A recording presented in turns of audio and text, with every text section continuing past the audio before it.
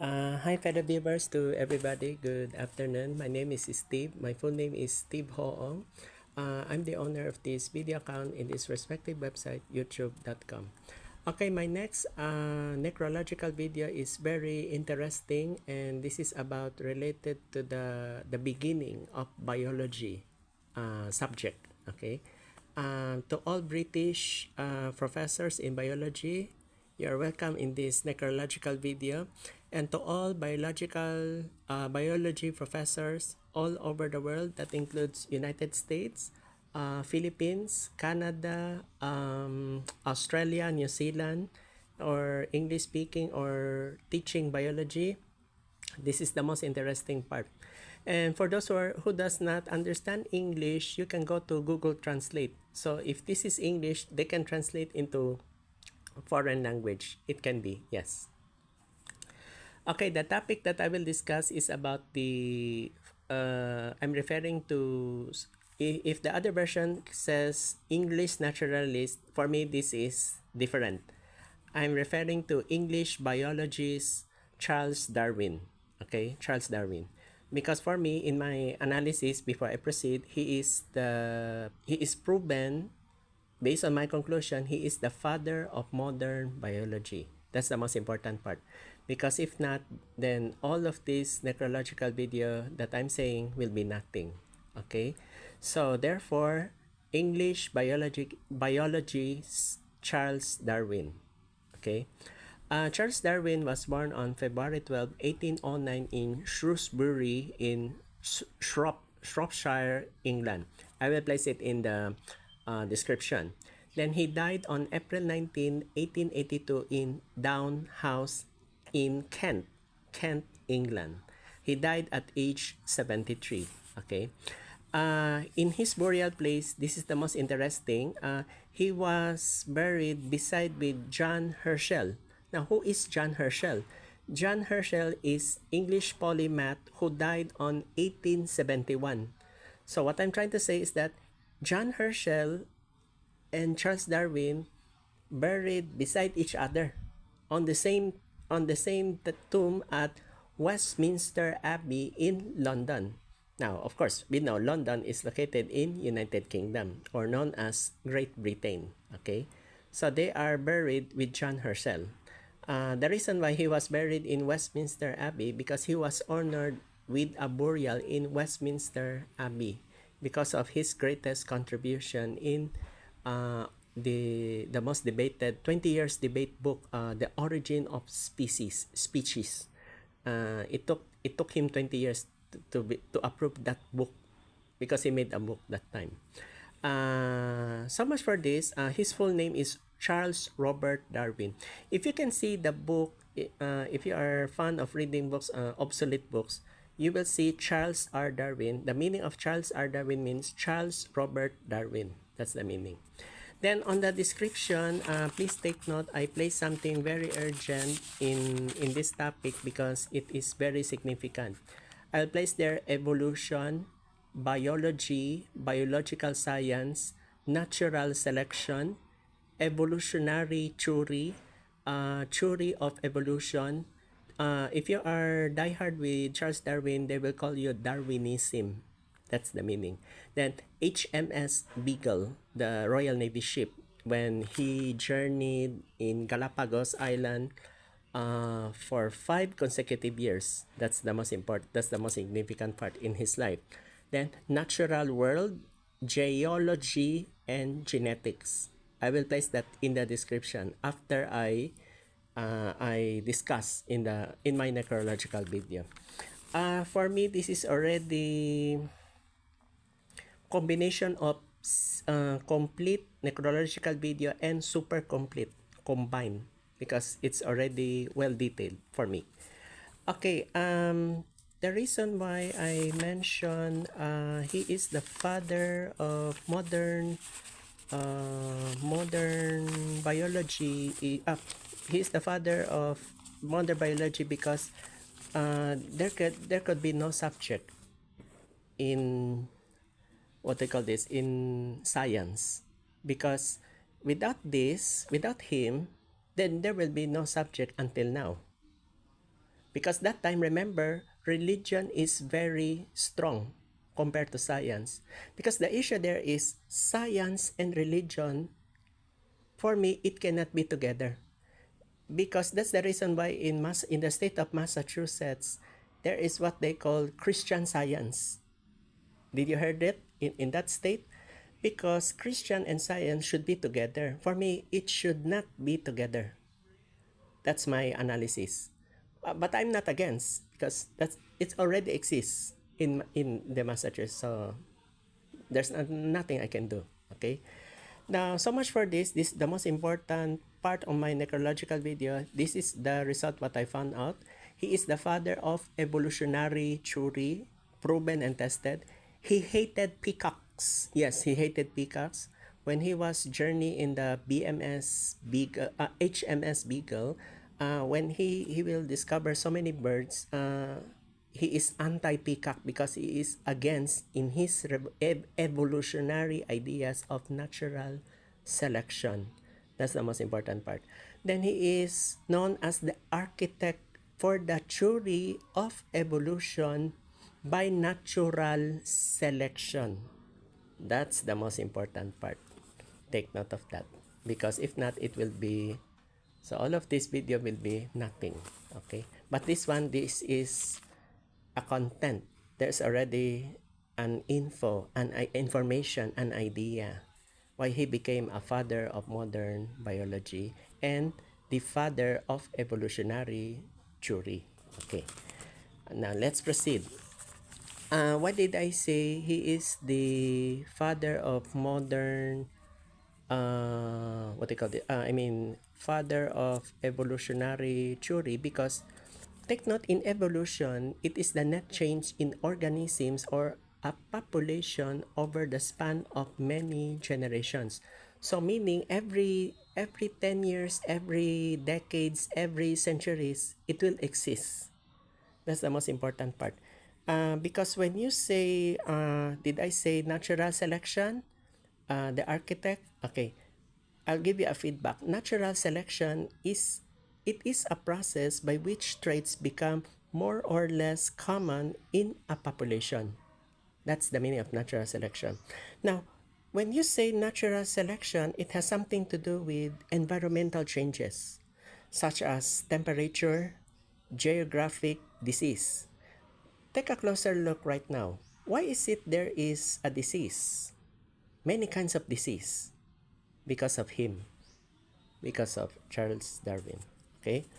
Now, when I say natural selection, it talks about Darwin's mechanism. Oh, by the way, since I already mentioned Darwin's mechanism, this will come out in my description, in my necrological videos. Okay? Now, in his family background, he married his first degree cousin, Emma Wedgwood. Now take note, the Wedgwood family name is, the spelling of that family name is W-E-D-G Wood, no letter E. But the pronunciation still the same, Wedgwood. Okay? They married on January 29, 1839, and they had 10 children. So that's their life. Then of all 10 children, three of their children died so young. Two are infants. Then seven, they died as adults. Okay? Don't you worry, I will enumerate. Then I will mention each children twice. Okay? Their first child is William Erasmus. William Erasmus Darwin. William Erasmus Darwin was born 1839, then he died already 1914. Anne Elizabeth Darwin was born 1841. Unfortunately, she died on 1851 due to tuberculosis, or known as TB. That's the very sad part. Next is Mary Eleanor Darwin, who was born 1842. Then she also died on the same year due to infancy. This is the very saddest part. Fourth child is 1843 Henrietta Emma Darwin, or known as Etty, E-T-T-Y, Etty. She was born 1843. She died 1927. Next is George Howard V. 1845, and he died 1912. Next is Elizabeth Bessie Darwin, 1847. She died 1926. Francis Darwin, 1848. Then he died 1925. I'll repeat. Francis Darwin, 1848. He died 1925. I'll repeat again the one I mentioned, the sixth child, Elizabeth Bessie, Bessy Darwin, 1847 she was born, then she died 1926. The eighth child is Leonard Darwin, 1850, he was born 1850, 1850, he died 1943. Of all the 10 child, he is the last person who died of all Charles Darwin's children. Then Horace is the ninth child. He was born 1851. He died 1928. Then he's the one who is the civil engineer. If you just in case you will ask me, Horace Darwin is the civil engineer who has a connection with Cambridge Scientific Instrument Company. He is the one. Horace Darwin, who was born 1851, then died 1928, and he is a professional civil engineer that has something to do with Cambridge Scientific Instrument Company. That's the most important part. Then last but not the least, the youngest child is Charles Waring Darwin. He was born on 1856, the last child. Unfortunately, he died on 1858 due to Down syndrome. Charles Waring Darwin was born 1856. Unfortunately, he died 1858 due to Down syndrome. It's part of infancy. That's the cause of death. The other name of Down syndrome is scarlet fever. That's the health issue when it comes about infancy. Oh, by the way, I missed something. Since I already mentioned Darwin's mechanism, so I already mentioned the father of evolution. Take note, in his being a father of evolution, he emphasized it affects population. That's the most important part. Then in evolution, it is only from mutation. That's the reason why I will mention there in the description genetics. Then he cannot it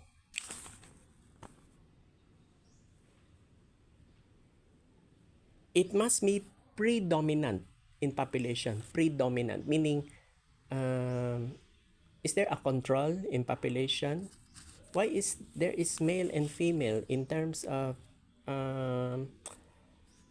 population development? That's the meaning. Is it on the male? Is it on the female? It has something to do. Okay. Then a lot of you will be asked, why did I mention HMS Beagle?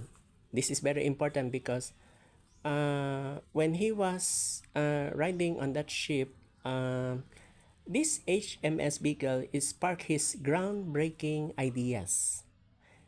He traveled at age 22 on year 1831 until 1836. It was a 5 years expedition. 5 years expedition. Now, this HMS Beagle is a Royal Navy ship that is famous for carrying English naturalist Charles Darwin on his 5 year expedition, which profoundly influenced scientific understanding of natural selection. Oh, I forgot something. This Charles Darwin, he is seasick. Meaning not necessarily phobia. When he was riding a ship, he always encountered sickness at the sea. I don't know what's the issue there. So that is his experiences and observations that help him develop the theory of evolution through natural selection. It has something to do with Galapagos Islands. That will come out in my description. Galapagos Islands. Then the different food sources that I will mention in this necrological video is, in his work, this will lay the foundation for modern evolutionary biology. It has something to do. different food sources. I'm gonna tell you, my fellow viewers. Now, this one, in this modern biology, that is how we understand uh, our life. Because uh, if you love biology on that subject, even you as a listener or a viewer, we will say biology, we love it. Am I right? It's up to you if you like to believe or not. You like to love it or you don't like to love it. It's up to you. Remember, Charles Darwin, he is the one who changed of how we understand our life itself. That's the most important part. Because if you cannot understand, then there is no biology. I'm gonna tell you. Now, what are his books? Okay, the books that I will mention is very significant because this is very important to us. Of course, we all know that he is the author of The Origin of Species. This was published by several scientists, including Darwin's grandfather. Yes, his grandfather's name, Erasmus Darwin. Erasmus Darwin. Now, Erasmus Darwin had proposed evolutionary theories.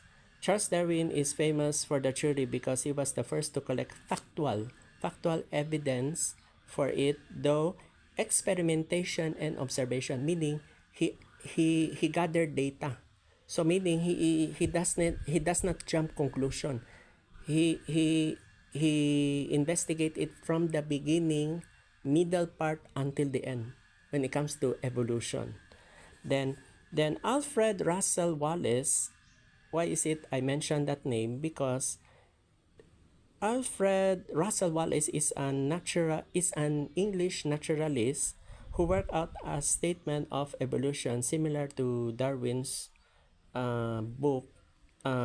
It's a manuscript shortly before Darwin's book was published. So before it became a book, no, I'm gonna tell you even if you are the author of the book, it will start from manuscript. This is most important part. You cannot write a book when it will not pass through manuscript. That's the most important part. Now, Wallace's paper and an abstract of Darwin's book were presented together at a meeting on the Linnean Society in London. That happened 1858. Then, the next following year, 1859, Darwin published the book titled The Origin of Species. That's the most important part. The Origin of Species. Now, such noted scientists such as Thomas Henry Huxley, Sir Charles Lyell, Lyell, and Asa Gray, these three supported Darwin's disputed work because there are so many findings that they need to gather. Then that's what they found out. Then its principles and facts with some modifications have since accepted by many groups as a part of biological science. That's the reason why without Charles Darwin, then there will be no biology subject. That's the most important part.